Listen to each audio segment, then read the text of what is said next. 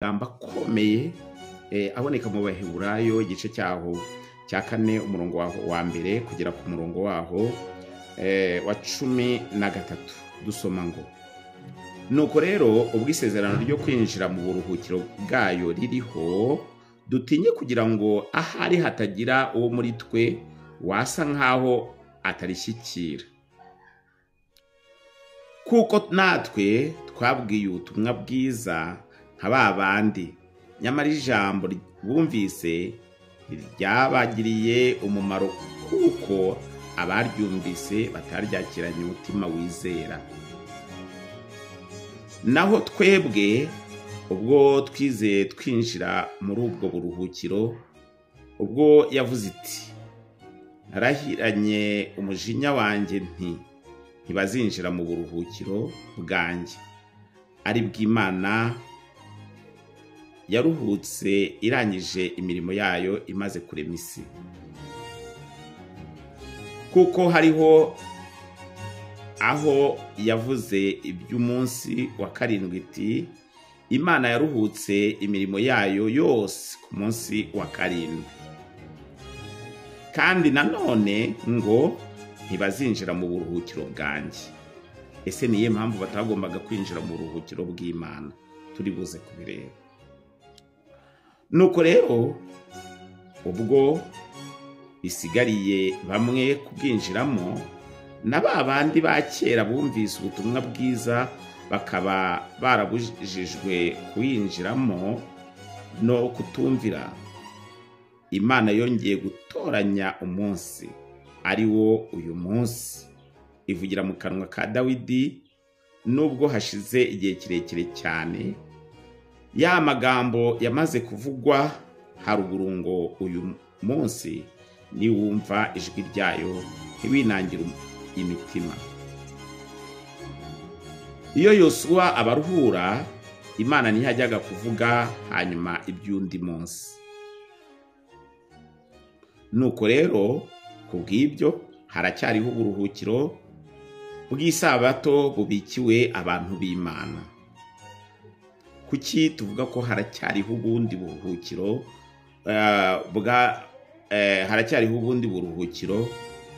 bw'abantu banyabo Imana yatoranije? Mu Bakolosayi igice cyaho cya 2, Abakolosayi igice cyaho cya 2 umurongo waho wa 16 dusoma ngo nuko rero ntihakagire ubacira urubanza kubw'ibyo murya cyangwa ibyo munywa cyangwa kubw'iminsi mikuru cyangwa kubwo kuziriza imboreko z'ukwezi cyangwa amasabato, kuko ibyo ari igicucu kibizaba naho umubiri wabyo ufitwe na Kristo. Ntihakagire umuntu bavutse ingorano zanyu azibavukishe kwihinura nk'uwicisha bugufi no gusenga abamarayika akiterera mu byo atazi, ateye kwihimbariza ubusa n'ubwenge bwa kamere ye, ntiyifatanye na wa mutwe ari wo mubiri wose uvanaho gukura kwawo gutangwa n'Imana, ugateranywa n'iby'ingingo n'imitsi bitanga, ugateranywa neza nabyo. Nuko rero niba mwarapfanye na Kristo mukaba mwarapfuye kubw'imigenzereze ya mbere y'iby'isi, niki gituma mwemera kuyoboka amategeko y'imihango nk'aho mukiri ab'isi? Ngo ntugafateho, ntugasogongereho, ntugakoreho.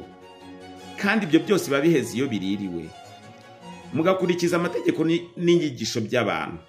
Niko ko ibyo bisa naho ari iby'ubwenge kugira ngo abantu bihimbire uburyo bwo gusenga, bigire nk'abicisha bugufi, bigomwe iby'umubiri, nyamara nta mumaro bigira na hato wo kurwanya irari ry'umubiri. None se isabato ibikiwe abizera iri mu biganza bya Kristo. Ni mucyo rero dutegerezanya amatsiko iryo sezerano, kandi duhatanire kwinjira mu ubwo buruhukiro. Nanone umurongo wa 6 Abaheburayo igice cyaho cya 4 umurongo wa 6 hakomeza hagira ati nuko rero ubwo bisigariye bamwe kwinjiramo, babandi ba kera bumvise ubutumwa bwiza bakaba barabujijwe kwinjiramo no kutumvira. Ese nubwo uyu munsi ushobora kubutekereza ko wubaha Imana, wubaha amategeko yayo, hari bimwe na rimwe utumvira. rimwe na rimwe utumvira. Ushobora kwibaza ati ni ibiki? Urangwa n'indangagaciro zitaranga umukristo, ukora ibyaha nkana, urasambana, uriba, urabeshya, nyuma yaho ukizirika ku kintu kimwe. Nyamara ijambo ry'Imana rivuga ko n'abandi ba kera batumvise ubutumwa bwiza bakaba barabujijwe kwinjira muri ubwo buruhukiro bw'isabato kubera kutumvira. Umurongo wa 7 ukomeza ugira uti, ndi kuvuga Abaheburayo igice cya 4 umurongo wa 7. Imana yongeye gutoranya umunsi ari uyu munsi, ivugira mu kanwa ka Dawidi nubwo hashize igihe kirekire cyane. Ya magambo yamaze kuvugwa haruguru ngo uyu munsi niwumva ijwi ryayo nimwinangira imitima. Ese ye ijwi ry'Imana uraryumva kandi ugerageza kuryumvira? Ese ye iyo tuvuga ubutumwa bwiza ugerageza guhuza ubuzima bwawe no kwiyegurira Imana wicisha bugufi mu buzima bwawe bwa buri munsi? Bitekerezeho. Umurongo wa 9 ugira uti, nuko rero kubw'ibyo haracyariho uburuhukiro bw'isabato ubikiwe abantu b'Imana. Haracyariho uburuhukiro bw'isabato. Ese urabizi? Bitekerezeho. Kuko uwinjiye muri ubwo buruhukiro nawe aba aruhutse imirimo ye nk'uko Imana yaruhutse iyayo. Nuko tugire umwete wo kwinjira muri ubwo buruhukiro kugira ngo hatagira umuntu ugwa akurikije icyitegererezo cya ba bandi cyo kutumvira. 12. Kuko ijambo ry'Imana ari rizima, rifite imbaraga kandi rikagira ubugi kuruta ubw'inkota zose, rigahinguranya ndetse kugeza ubwo rigabanya ubugingo n'umwuka, rikagabanya ingingo n'umusokoro, kandi rikabangukira kugenzura iby'umutima wibwira ukagambirira. Nta cyaremwe kitagaragara imbere yayo, ahubwo byose bitwikuruwe nk'ibyambaye ubusa mu maso yizababaza ibyo twakoze. Ese ye ubuzima bwawe bwa buri munsi wari uzi ko uko utwara ubugingo bwawe Uwiteka azakubaza uko witwararitse? Bitekerezeho nanone. Niyo mpamvu tugiye gusoreza ku isezerano Uwiteka yahaye abamwubaha, riboneka muri Yakobo igice cya 4 kuva ku murongo waho w'8. Haranditswe ngo, mwegere Imana nayo izabegera, yemwe banyabyaha nimukarabe, namwe ab'imitima ibiri nimwiyeze imitima. Mubabare muboroge, murire, ibitwenge byanyu bihinduke kuboroga, ibyishimo bihinduka agahinda. Mwicishe bugufi imbere y'Umwami Imana, kuko ari bwo izabashyira hejuru. Bene data, ntimugasebanye. Usebya mwene se cyangwa agacira mwene se urubanza abasebya amategeko, kandi niyo aciriye urubanza. Ariko nucira amategeko urubanza, ntuba uyasohoje, ahubwo uba ubaye umucamanza. 12. Utegeka agaca imanza ni imwe yonyine, ari ibasha gukiza no kurimbura. Ariko wowe urinde ucira mugenzi wawe urubanza. Nimwumve yemwe abavuga muti, uyu munsi cyangwa ejo tuzajya mu mudugudu w'inaka tumareyo umwaka, dutunde tubone indamu.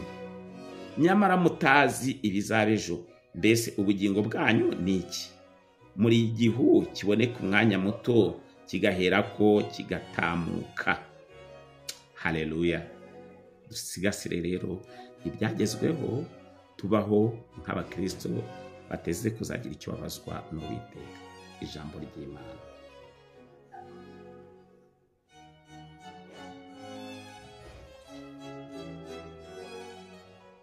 Muhawe ikaze bantu muri mu mfuruka enye z'isi buvuga ikinyarwanda. Uyu ni umwanya wanyu wo kwiga kandi mukamenya ijambo ry'Imana. Yesu ari hano ku isi yakoresheje amagambo akomeye atuma abigishwa be kugira ngo bagire icyo bakora, bahindura abantu, bagira imitekerereze ihuje n'iya Kristo. Yabivuze muri Matayo igice cyaho cya 28 umurongo waho wa 19 n'uwa 20. Yagize ati: nuko mugende muhindura abantu mu mahanga yose abigishwa, mubabatiza mu izina rya Data wa twese n'Umwana n'Umwuka wera, mubigisha kwitondera ibyo nababwiye byose, kandi dore ndi kumwe namwe iminsi yose kugera ku mperuka y'isi. Ijambo ngo mubigisha, umukoro wa mbere abigishwa ba Kristo bafite no kujya kwigisha abantu babavana mu bubata bw'imitego ndetse n'imitekerereze idahuje no gukiranuka kw'Imana. Kuki none muri iki gihe cyacu bisa nkaho bimeze biti? Muri iki gihe cyacu Satani akomeje kugaba umurego kubijyaniranye n'iki? Kubijyaniranye no kumvisha abantu bijyaniranye no gushaka iby'isi cyane kuruta uko bashaka ubugingo. Nusoma muri Matayo igice cyaho cya 6 umurongo wa 33 haranditswe ngo ahubwo mubanze mushaka ubwami bw'Imana no gukiranuka kwayo, nibwo ibyo byose muzabyongererwa. Ibinyuranye n'ibyo Yesu hari umuburo yatanze uboneka muri Matayo igice cyaho cya 24 umurongo wa 24 na 25, ari naho tugiye kwibanda cyane. Haranditswe ngo Matayo 24 umurongo wa 24 na 25 ngo kuko abiyita Kristo n'abahanuzi b'ibinyoma bazaduka bakora ibimenyetso bikomeye n'ibitangaza kugira ngo babone uko bayobya n'intore niba bishoboka. Ngo dore mbibabwiye bitaraba. Muri iki gihe cyacu twibasiriwe n'inyigisho zishingiye ku marangamutima bavuga ko Uwiteka yavuze kandi atigeze avuga. Ndetse umuhanuzi Yeremiya yari yarabihanuye mu gice cyaho cya 23 uhereye ku murongo waho wa mbere kugera ku murongo wa 40. Yagaragaje uburyo abahanuzi bari kuba bitwaye ubwo bari kubuza abantu kwisunga ijambo ry'Imana, kandi Yesu ubwe yaravuze ko umurongo ngenderwaho kugira ngo abantu babaturwe by'ukuri bagombaga kwishingikiriza ku ijambo ry'Imana ryahumetswe. Yabivuze muri Yohana igice cya 15 umurongo waho wa 7. Yagize ati: nimuguma muri nge, ijambo ryanjye rikaguma muri mwe, musaba icyo mushaka cyose muzagihabwa. Bitandukanye nuko abantu muri iki gihe cyacu bashakisha Imana babishakira kuri social media, bagaragaza ko ari intyoza mu bijyaniranye no kubaha Imana, basenga amasengesho y'urudaca, nyamara umugaragu w'Imana ntabwo yarakwiye kwisanga nk'uwo mujyo. Ijambo ry'Imana ari ryo Bibiliya rishingiye muri Matayo 6 umurongo wa 5 haranditswe ngo nimusenga ntimukamere nk'indyarya, kuko bakunda gusenga bahagaze mu masinagogi no mu nzira ngo abantu babarebe. Ndababwira ukuri yuko baba bamaze kubona ingorano zabo. Weho ntusenga ujye winjira mu nzu, banza ukinga urugi, nuko usenge so mwihereranye, nuko so ureba ibyiherereye azakugororera. Muri iki gihe cyacu byo byifashe bite? Usanga abantu bizeza bagenzi babo ko ari bo babafasha kujyana imishyikirano yimbitse n'Imana. Nyamara Bibiliya ibivuga iki? Bibiliya ivuga ngo Uwiteka ntari kure y'umuntu wari we wese, ngo ukabakabye birashoboka cyane ko wamubona. Bivuga iki? Gushyira imbere inyungu z'ubwami bw'Imana, nkuko Yesu yabivuze ngo ahubwo mubanze mushaka ubwami bw'Imana no gukiranuka kwayo, nibwo ibyo byose muzabyongererwa. Bivuga ngo nidushaka inyungu